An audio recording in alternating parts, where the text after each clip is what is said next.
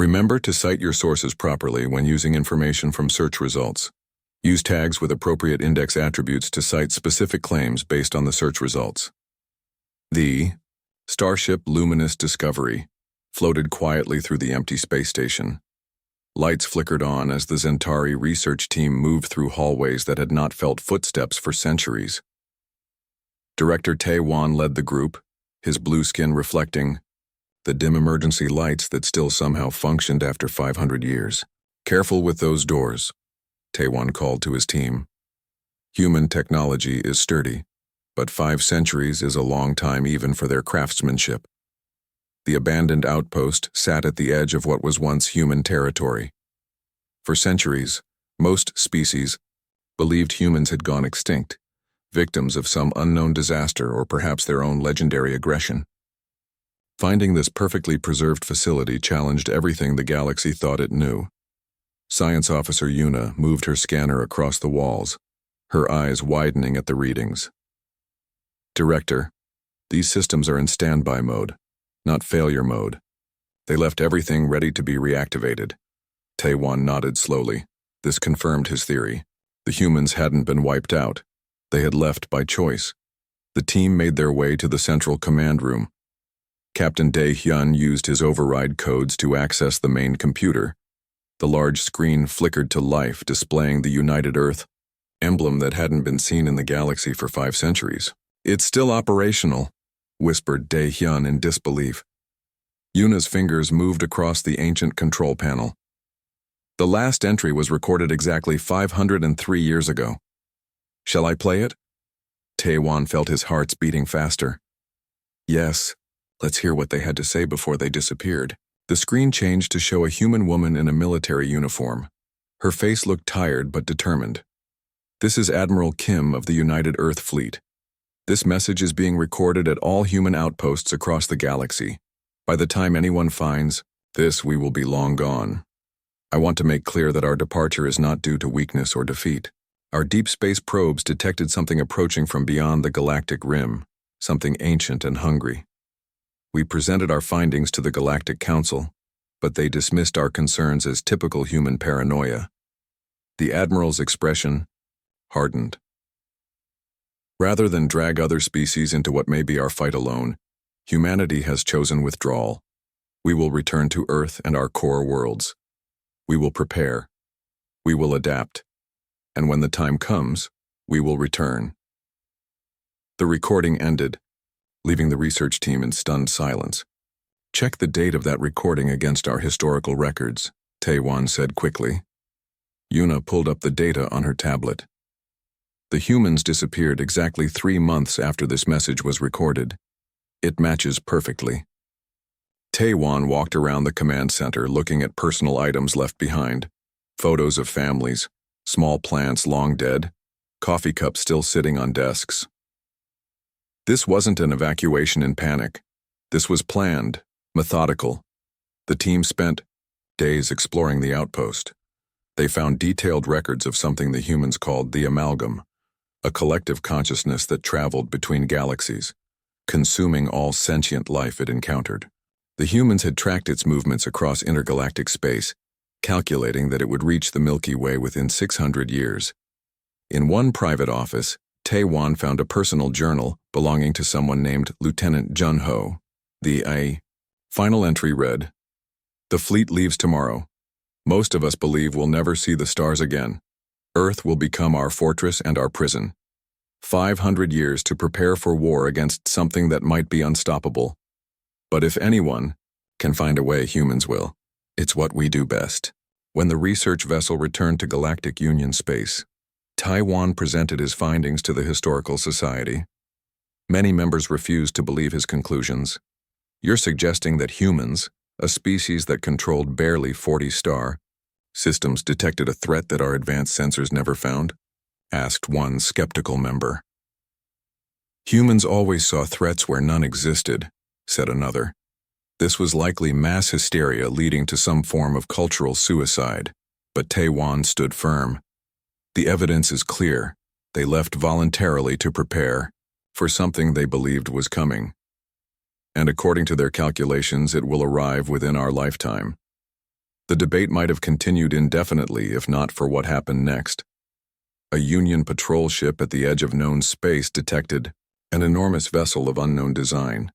Before the patrol could report fully, the mysterious ship vanished into faster-than-light travel, heading toward the core worlds.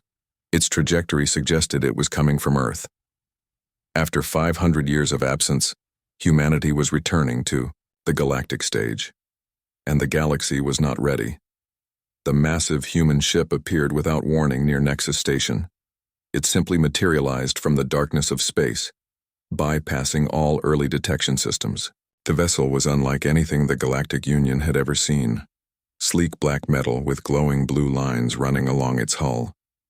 It dwarfed the largest Union battleships, making them look like toys in comparison. Alarms blared throughout Nexus Station. Defense ships scrambled to form a protective barrier. Inside the station's control room, officials from 12 different species argued about how to respond. "Lock all weapons on that vessel," shouted the Marazian commander, his red scales flaring with agitation. "Wait," said Council Representative Sung Ho, raising his forearms for silence. "They've made no aggressive moves. We should at least hear what they want." The giant view screen flickered to life, showing a human woman in a dark uniform with silver trim. Her black hair was pulled back tightly, and her eyes reflected a calm intensity that silenced the room. "This is Captain Ji Woo of the Earth vessel. Prometheus returned. Humanity has returned.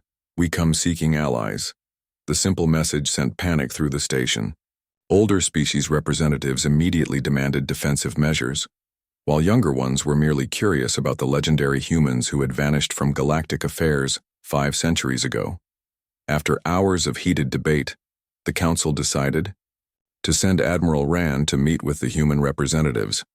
As the most decorated fleet commander in Union history, he was considered the best choice for this delicate first contact. The meeting took place in a neutral chamber aboard Nexus Station. Admiral Rand entered with 6 armed guards, though he suspected they would offer little protection if the humans had hostile intentions. Captain Jiwoo arrived with just one companion, a tall man introduced as Commander Beck. They wore no visible weapons, but something about their calm confidence suggested they needed none. 500 years is a long absence, Admiral Rand began, studying the humans carefully. Many species believed yours had gone extinct. Jiwoo's expression remained neutral. We needed time to prepare, time to transform. She activated a small device on her wrist. A holographic display filled the room, showing images of Earth and its solar system. The planets were surrounded by massive ring-like structures. Space stations larger than cities orbited the sun. The moon had been transformed into what appeared to be a massive shipyard. For 5 centuries, we've devoted all our resources to preparing for war, Jiwoo explained. We've developed technologies your scientists would consider impossible. We've rewritten our own genetics. We've become something new. Admiral Rand leaned forward. War with whom? The galaxy has been largely peaceful since your departure. Not with anyone in this galaxy yet. Jiwoo's hologram changed to show something moving through the darkness between galaxies. We call it the amalgam, a hive consciousness that consumes all sentient life it encounters. We detected it approaching 500 years ago. And that's why you left? Asked Rand. To hide? Commander Bike spoke for the first time, his voice deep and controlled. To prepare. We tried warning the Galactic Council before our departure. They dismissed our evidence as human paranoia, so we chose to prepare alone rather than waste time convincing skeptics. Jiwoo changed the hologram again, showing a projection of the amalgam's path. It will reach your outer colonies within 20 years. Your current technology cannot stop it, ours can. Admiral Rand studied the projections carefully. If what you say is true, why come to us now? Why not stay hidden and safe in your fortress? Jiwoo and Bayek exchanged a look that Rand couldn't interpret. Then Jiwoo spoke softly. Because despite everything, we still consider ourselves part of this galaxy, and because we need certain rare materials that only exist in Union space. So you need our help, Rand observed. We need each other, Jiwoo corrected. The amalgam can be defeated, but only if we work together. We've spent 5 centuries developing weapons and defenses specifically designed to combat it, but building enough of them requires resources we don't have. Admiral Rand stood slowly. I must report this to the full council. They will want proof of this threat. Of course, Jiwoo said, handing him a small data crystal.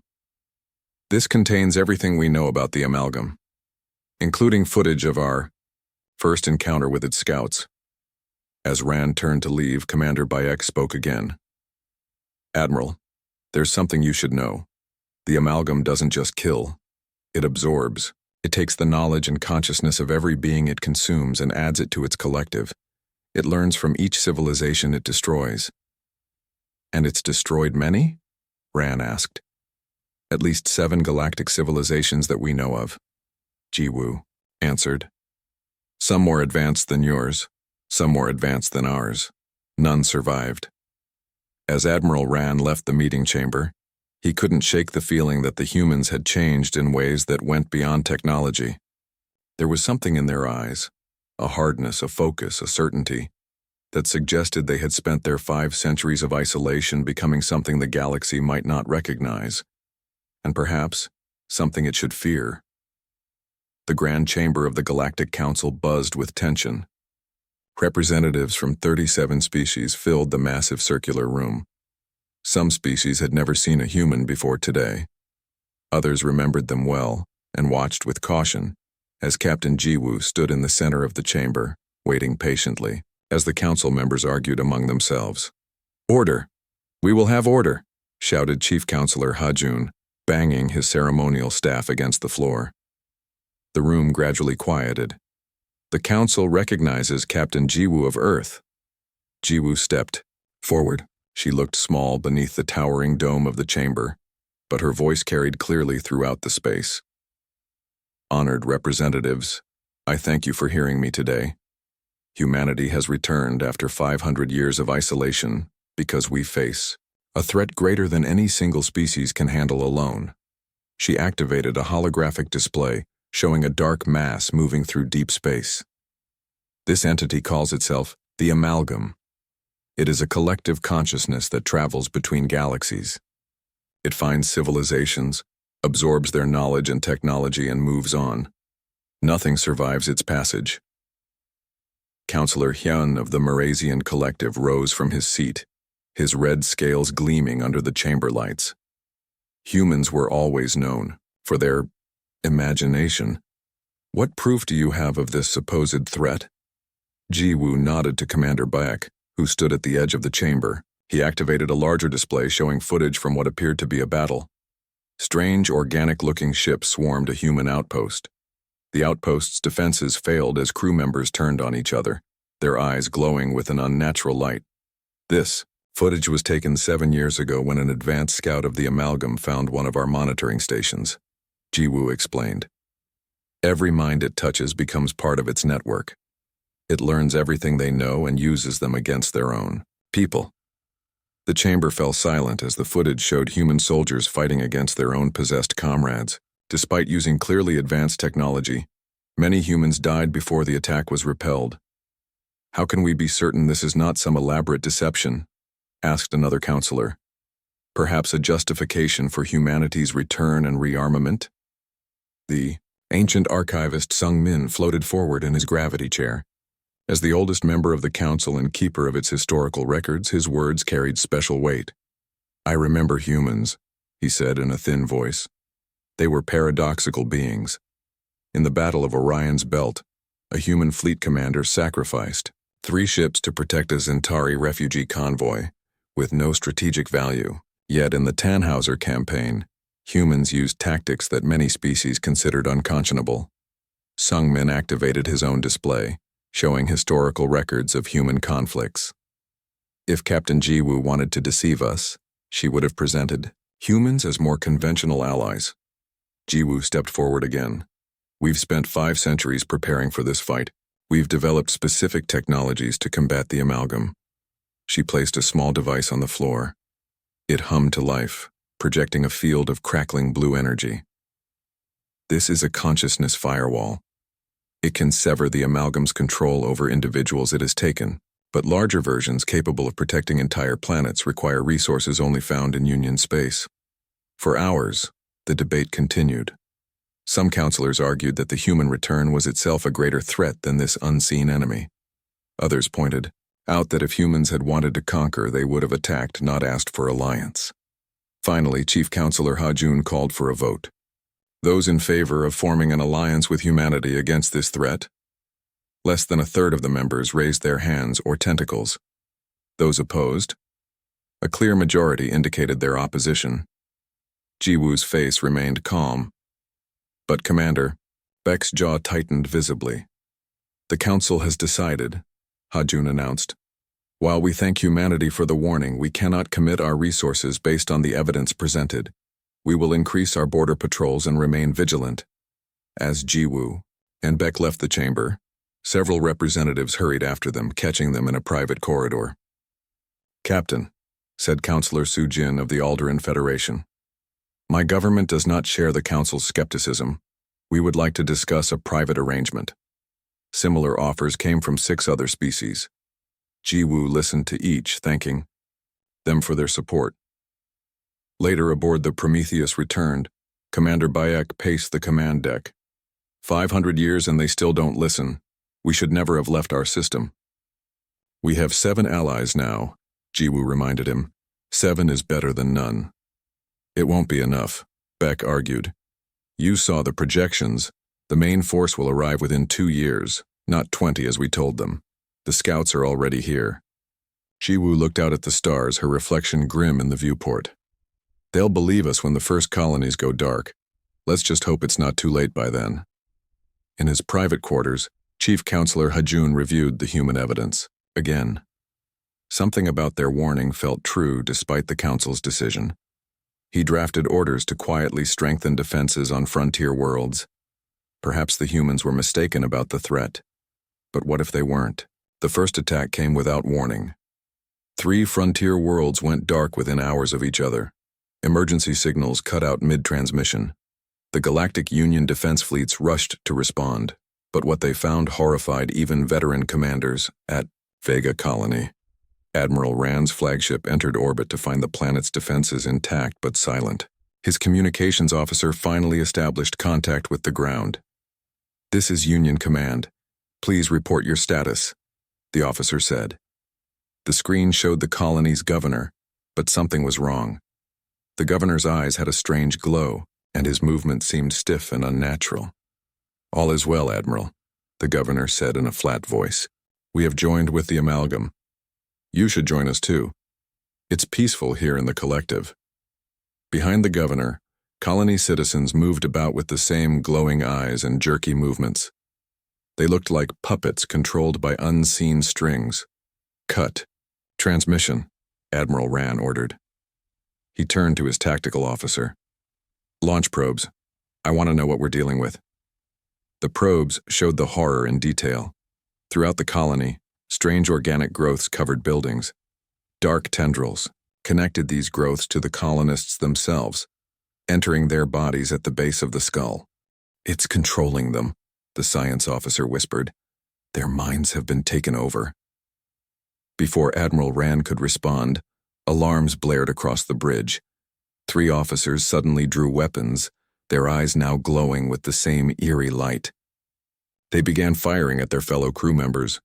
It's happening here too, shouted the security chief before a blast hit him in the chest. Across the fleet, the same scene repeated. Crew members turned on each other as the amalgam's influence spread from ship to ship.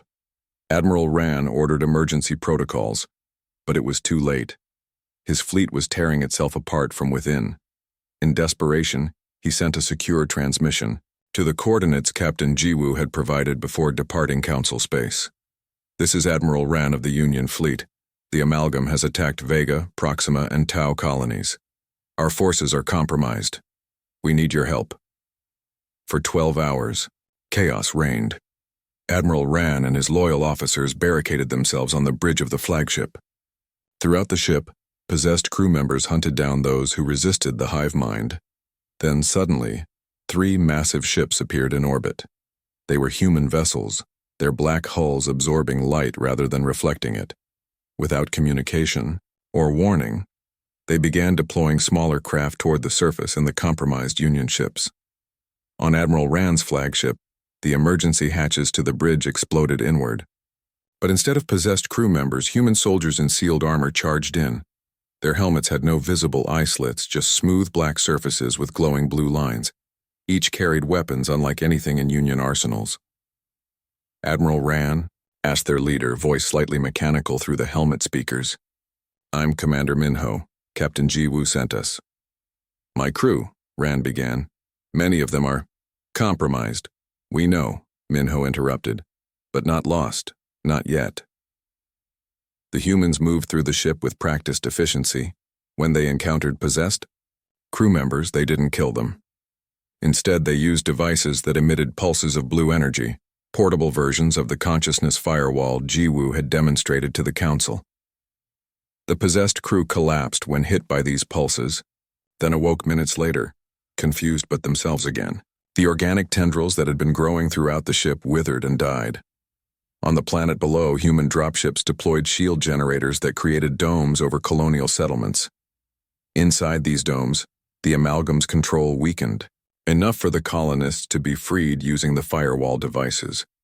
Admiral Rand watched from his restored bridge as the human vessels systematically cleansed his fleet. "How did you respond so quickly?" he asked Commander Minho. "We never left," Minho answered, removing his helmet to reveal a young face with determined eyes. "Captain Ji-woo stationed our battle group near your border after the Council rejected our alliance. We were monitoring the amalgam's movements." As they spoke, a massive organic ship, unlike anything in known space, appeared at the edge of the system. It resembled a giant brain surrounded by tentacles, each tentacle kilometers long. "That's an amalgam mothership," Minho said grimly. "Much sooner than we expected." The human commander turned to his troops.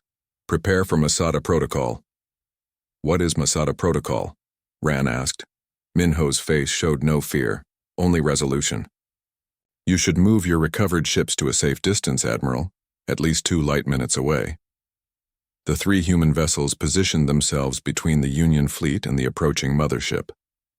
As the amalgam vessel came within range, the human ship's engines began glowing with increasing intensity.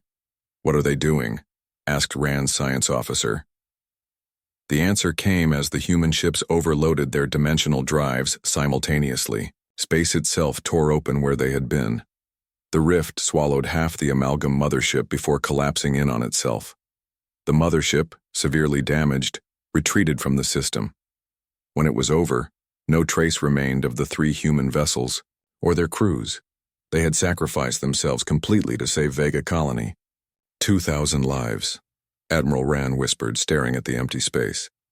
"They gave 2,000 lives for people who rejected their help." His communications officer turned from her console. "Admiral, we're receiving reports. The amalgam has attacked 15 more systems. The Council is calling an emergency session." The galaxy was beginning to understand what humanity had known for 5 centuries. The war had begun. The emergency session of the Galactic Council looked nothing like the orderly meetings of the past. Representatives shouted over each other. Some attended only as holograms, their actual worlds already under attack. 43 systems had gone dark in the 2 weeks since the amalgam's first strike. Chief Counselor Hajun struggled to maintain order. "Please, we must work together if we are to survive." The main doors opened. Captain Ji-woo entered, now wearing the uniform of a fleet admiral. Behind her walked Commander Bayek and a woman introduced as Admiral Sujin, the Supreme Commander of Earth's defenses. The room fell silent as Ji-woo approached the center of the chamber. No one challenged her right to speak now. "The amalgam has arrived earlier than our projections indicated," Ji-woo said simply. "But we have a plan. We always had a plan." Admiral Sujin stepped forward, activating a holographic display of Earth's solar system. The planets looked nothing like the natural bodies they once were. Massive structures orbited each world. The space between planets was filled with artificial rings and platforms. "For 5 centuries, we transformed our home system into both fortress and trap," Sujin explained. "Every planet, Every moon, every asteroid, has been converted into a weapon or shield. We've been broadcasting specific psychic signatures to attract the amalgam's attention. Admiral Rand, now representing the Union fleet, looked shocked. You've been luring it toward Earth deliberately? Earth is bait, Sujin confirmed without emotion. The amalgam consumes knowledge. There is no greater prize than humanity's homeworld. With billions of minds and 500 years of technological development, Commander Beck continued the explanation. When the amalgam enters our system, we will activate the Jupiter-Saturn array. The gravitational fields between those planets have been engineered to create a dimensional trap that will tear the amalgam's consciousness apart across 11 dimensions. The council members stared in disbelief. Chief Counselor Hajun found his voice first. You've been planning this since before you left? You transformed your entire solar system into a weapon? We did what was necessary, Jiwoo said quietly. What no other species would do. Now we need your help to finish what we started. This time the vote was unanimous. The Galactic Union would ally with humanity against the amalgam. Every available ship was called to join the human fleet. The plan was simple but dangerous. Engage the amalgam forces throughout the galaxy, then gradually fall back toward Earth, luring the main consciousness to the trap. For 3 months, the combined fleets fought across hundreds of star systems. Human technology proved effective against the amalgam, but not without cost. Billions died on both sides. Entire worlds were lost. Admiral Rand commanded the Union forces alongside the human generals. He witnessed firsthand how the centuries of isolation had changed humanity. Human soldiers continued fighting with